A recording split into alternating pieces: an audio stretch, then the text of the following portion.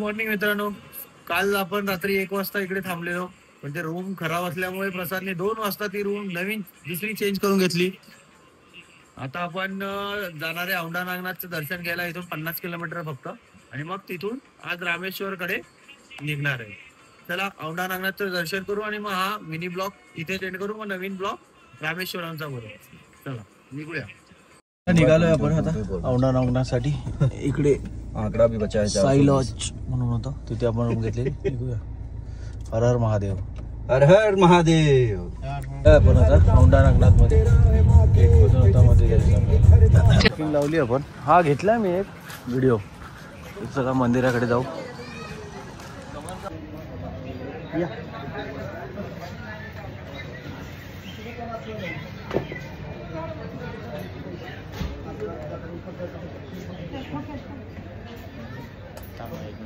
अरे अलग अलग क्यों लगा रहे रे प्रसाद?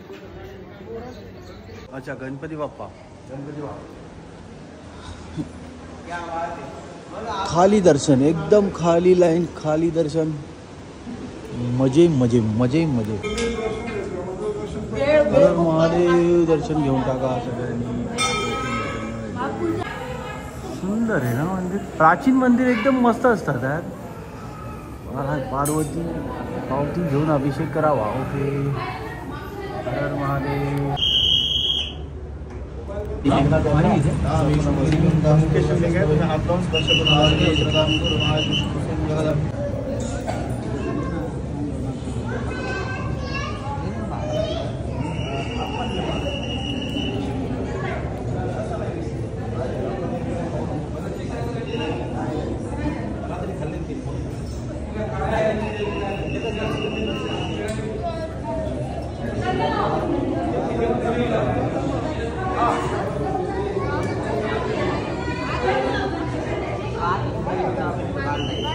प्रसाद पण भेटलाय महादेवाच्या दरबारातच. आपल्याला खाऊया.